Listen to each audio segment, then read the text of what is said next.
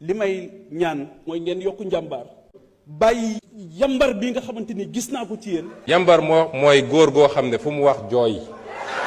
kooku mooy yambar.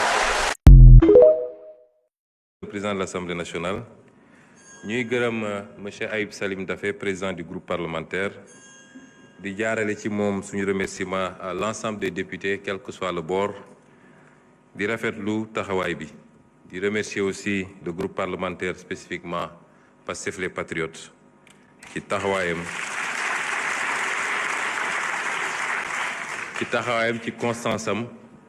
ak ci effort yi muy def pour relever le niveau de cette assemblée. man ne woon naa fi député doon benn député ta Pastef waaye yombul woon man déggaguma fi nii kar nañu député opposition pour essayer ko faagaagal wala duma ko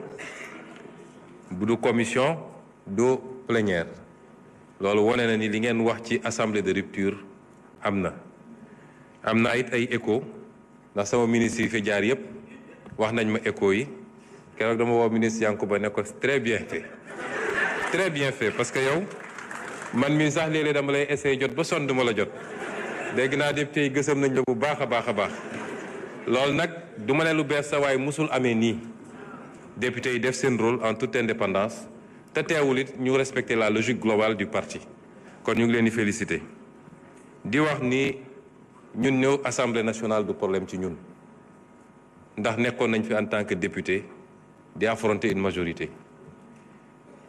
kon na ñëpp dalal seen xel te bàyyi daw bi ndax dem toog ci télé yi naan Ousmane Sonko suba ak ngoon te Ousmane Sonko buy ñëw nga buub say bagages bokkul ci jàmbaar leneen la ma yokk ci nii séance yu mel nii baax na te respecté nañu aussi délai bi ndax xool naa kañ lañu voté règlement intérieur bi ak kañ lañ ko promulgué kañ la génn ci journal officiel bi kon génnuñu ci délai bi du it loo xam ne assemblée mooy convoqué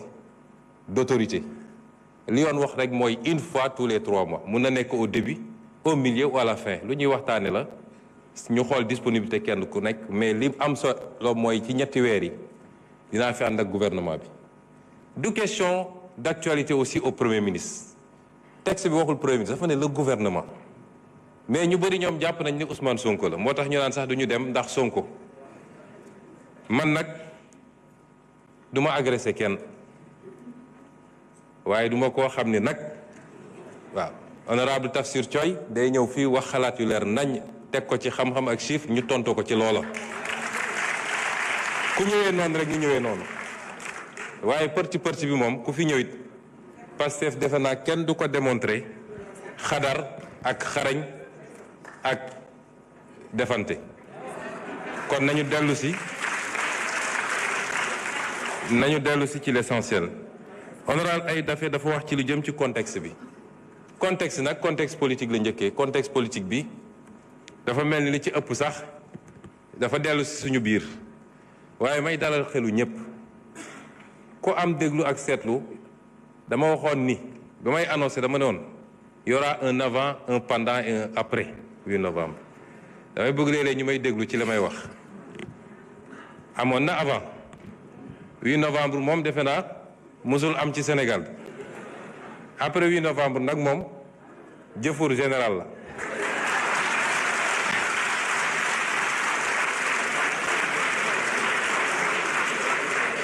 waaye ñu dalal xelu nit ñi ni loolu dafa amoon benn nécessité il y avait un besoin de clarification léegi les choses sont claires loolu rek la woon besoin de clarification la woon et il fallait ñu poser acte yuy pousser à la clarification les choses sont claires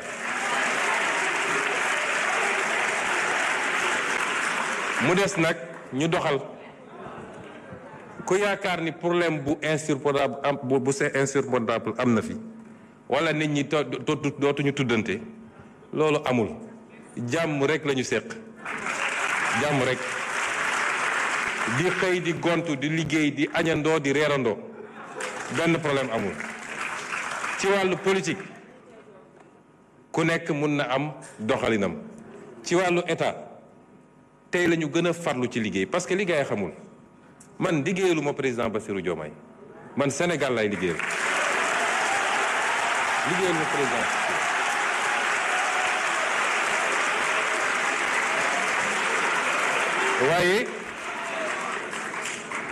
waaye liggéey gi may liggéeyal Sénégal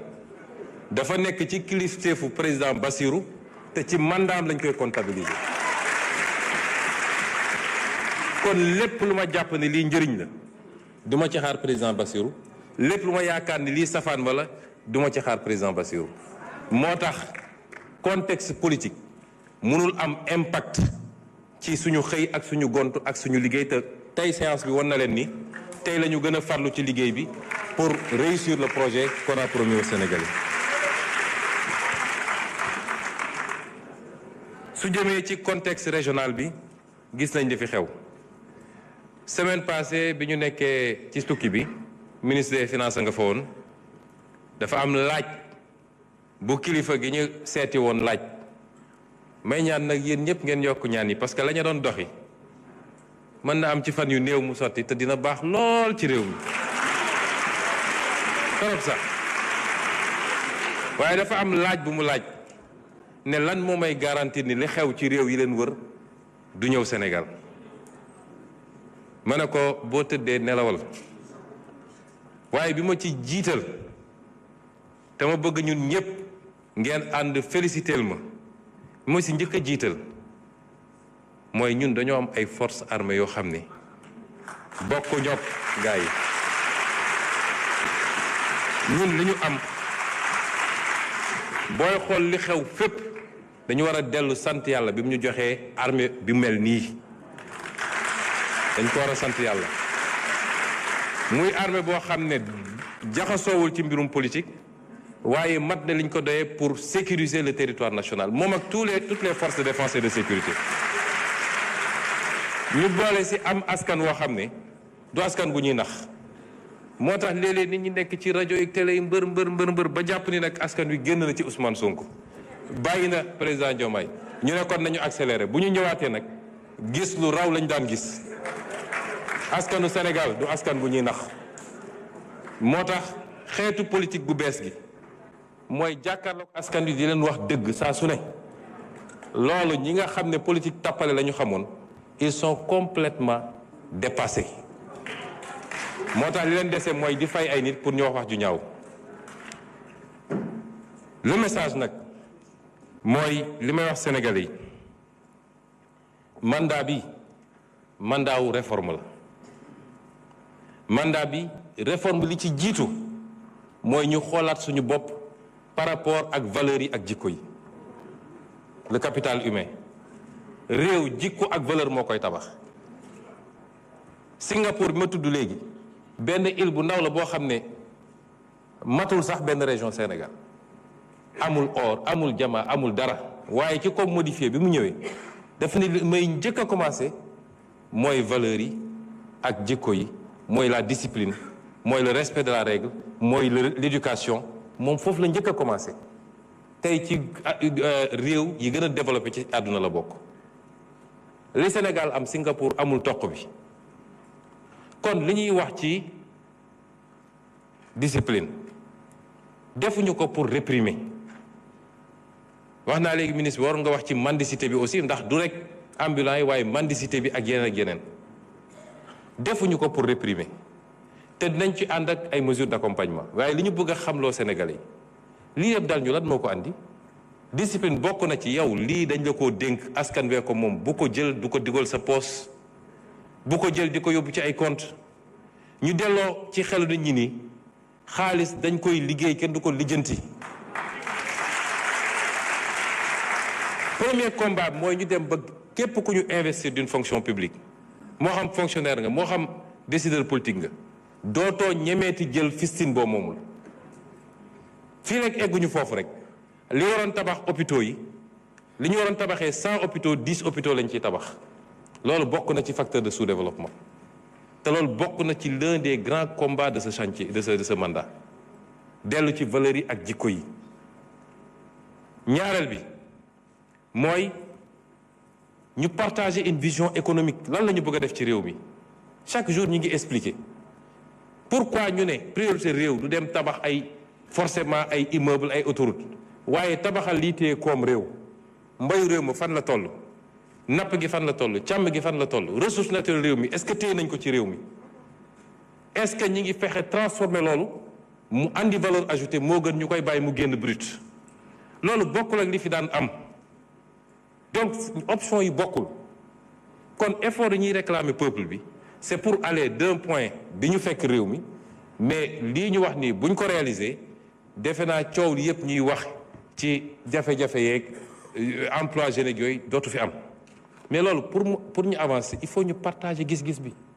te il faut que ñu fexe ba instaurer ce débat là mu doon le débat prioritaire fii waaye débat xëy su ba ngoon jot am Sonko andil Ousmane amalul njëriñ réew mi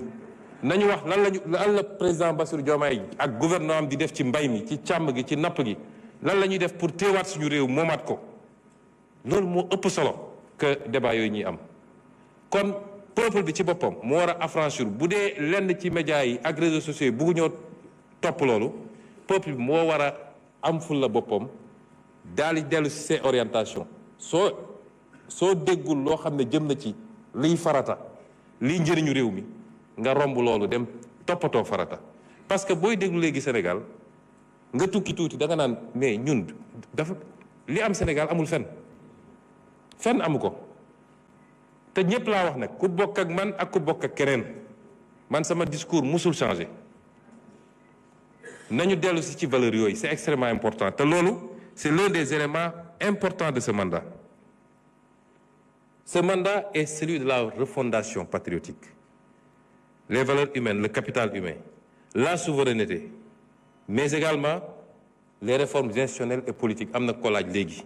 pour gën a dëgëral et stabiliser les options économiques claires mais surtout te loolu lu am solo la ñun ñiy jiite il faut qu'on soit irréprochable aw askan munoo ko woo ci direction bu dee yow jiituloo ko fa